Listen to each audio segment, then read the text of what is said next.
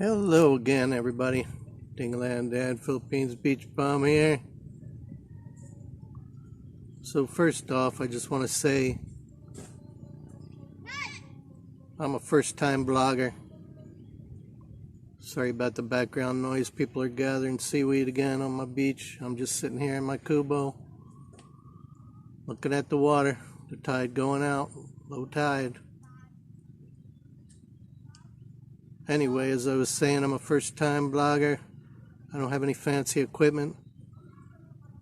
Just using a Huawei cell phone, and I don't do any editing.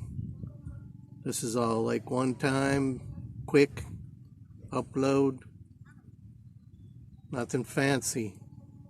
So you gotta bear with me on my equipment. Maybe my sound's not beautiful, my video's not beautiful, but my words are straight. I tell you what I think, tell you what I know. If I don't know, I'll tell you. Appreciate all you guys hanging with me, even though I may have some problems with the uploads, or every video's not great. Just watch the ones you want. But I need the subscribers, so if you like what I'm saying, give me a break, subscribe. I appreciate it. Anyway, what I want to talk about today, before the time clicks away. Hey, that rhymes. What do you know about that? It's not really a secret. It's just more observations. Or you could say, only in the Philippines. Only in the Philippines. And you shake your head. So one thing for sure, they love to drop in. To drop on by. Nobody calls. Nobody tells you they're coming. They just drop on in. See what you're doing. Or try to sell you something. Or see if you're eating something. Or just what's going on, because they're bored. I don't know. It's alright. Most of the time. Sometimes if you want to be left alone, they don't really care though. It's not like U.S. where people call you before they come, or they're knocking on the door. Not here. It's to drop on. And also cooking. I don't know about everywhere, but here they fry everything. Wouldn't believe how much cooking oil they go through. Frying, especially fish, but everything cooked in oil. I mean, I'm the only one. I have a little portable oven I brought from the U.S. I'm the only one that uses it. I even bought a little toaster oven for small stuff. I like things in the oven. I don't like to fry stuff all the time. I mean, certain things, yeah, okay. But every day they're frying. Of course, if they're doing soup or something like that, they're going to do it on the propane or the charcoal stove. But too much frying, man, too much. But everybody's very generous, though. If they have something, they give it to you. We have something, we give it to them. If anybody's over here while we're eating, hey, you're invited to sit down. That's just the way they do things here in the Philippines. But other things are crazy. Like, I don't know, the number one thing I would say is traffic. It's not too bad here in Dingaland, but you go to somewhere like Manila, it's just nuts. Very, very few traffic lights. Most places don't have any. They have these guys called traffic enforcers. I guess they're police. They don't do much of anything. Not in small towns. Maybe Manila, they give out more tickets, so they make more money, because they want you to give them a few bucks and they'll forget about it.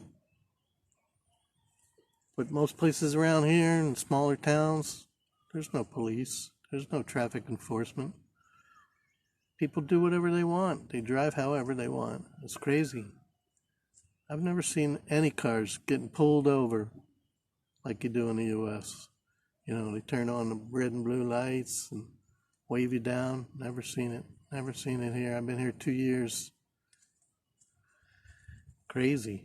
And little kids riding motorcycles, tricycles. I don't know how they get away with it. I guarantee you most people even driving in the big areas don't even have driver's licenses. I mean, I went to the driver's license place, and you gotta wait for hours and hours. You're there all day long. Not me though. I had some connections. That's the secret. One secret is to have connections. If you have connections, you're all right. If you don't have connections, you're waiting. You're waiting in line for hours in the heat too, because there's no air conditioning, no air conditioned buildings. They might have one office that has a little window unit or something. Most of the time, they have seats set up outside on like a cement, and you're just waiting to be called. The process is long. It's long for everything. If you're in a hurry, don't come to the Philippines. They don't do nothing in a hurry. It's just stuff you got to get used to. But you do get used to it eventually. You might not like it, but you get used to it. It's a crazy place. But when you live out here and you look out to this view, you put up with it. Let me show you. There you go, low tide. And here's the background noise you're hearing. Drying out seaweed again.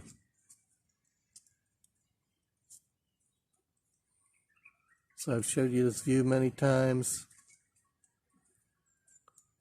That's why I'm here in this little province. That's why I came here in this, out of Batangas. Batangas, there was nothing. Nothing that I want to be around. So, what else is crazy about the Philippines? I don't know, a lot of things. A lot of things I already mentioned in previous videos, but all in all, people are very kind. Can't see anything bad about them. They're happy to get work. A lot of these people work from day to day just to put food on the table. They're not making a lot of money. They're just happy to get some work. That's why in my previous video I said, you gotta hire local. They appreciate it more. They're really hoping I do this other job, this other project, but I told them they gotta wait. I don't have the money for it yet. They're all happy and, hey, you know, we'll draw some plans out and we'll do this and we'll do that. They even had like a guy that was supposedly an architect already came here. How do you want this? I can draw it all out. I said, yeah, well, how much is that going to cost? 12,000 pesos. 12,000? Are you kidding me? 5,000 is $100. I gotta pay 12,000 just for you to draw it out on a piece of paper, make the plans, unless that includes any permits. Because I did find out, if you do a major job and it's a big building like we're planning, you need a permit. You gotta okay it. So it's better to follow the rules. Don't do anything stupid. Follow the rules. Especially being in a foreign country. I don't want to do anything stupid. It gets me in any trouble. So, trying to think of something else that's just crazy here. A lot of things off the top of my head.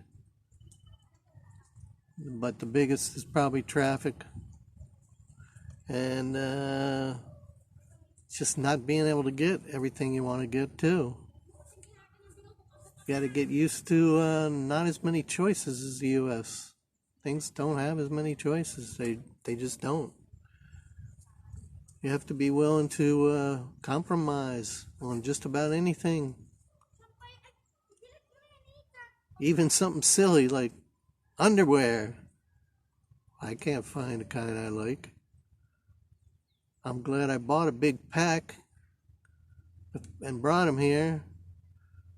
They're still sitting in Batangas, brand new, unopened,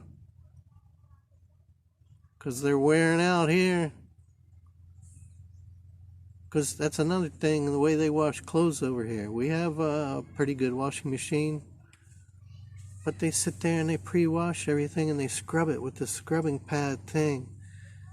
They're ruining all my clothes. I told them, don't pre-wash my stuff. Just take the dirty clothes, throw them in a wash machine, hang them up. You don't need to scrub nothing. My stuff's not that dirty.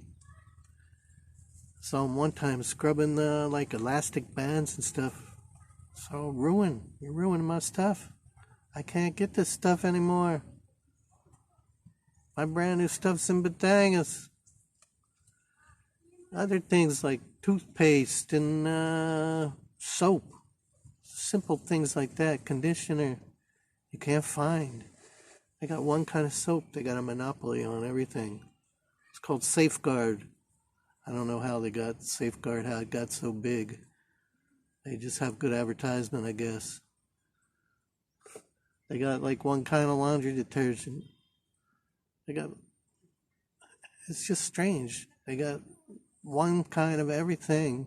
That's what you can get.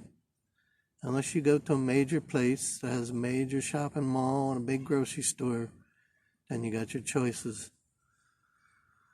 You're lucky to find one thing. You're lucky to find it.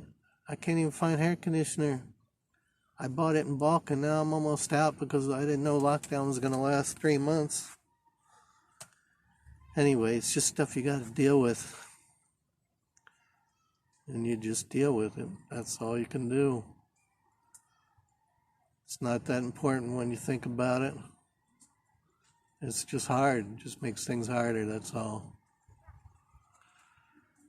So with that said, I hope you guys stick with me. Even though I might not have the best videos out there. I'm just trying to build my channel. So one day I can afford the good equipment, the nice stuff. I can do better things for you, like go in the ocean and go underwater and do anything else you might want to see. So leave your comments. What you might want to see and what I can do, I will do. And what you might want to know about, anything you want to know about. Somebody asked me a question about, should you bring your electronics here from the U.S.? No, don't. Just buy the stuff here. It's not worth shipping the stuff over here. Plus, everything's 220 here. You bring anything 110, you're going to have to buy a voltage regulator. It's not worth it. I brought a couple little things, but the big things like TVs and stuff like that, stereos, you don't need to bring that stuff over here. Leave it, sell it before you come here. It's not worth the shipping fees. People asked all kinds of weird things. But it's really easy to find out the answers, okay? You just go to YouTube, ask the questions. Somebody's got an answer. That's why I'm trying to do this. I'm trying to give you the answers, okay? So keep tuning in. Ask me the questions. I'll give you the answers straight on. That's Dingaland Dan. Beach Bum signing off.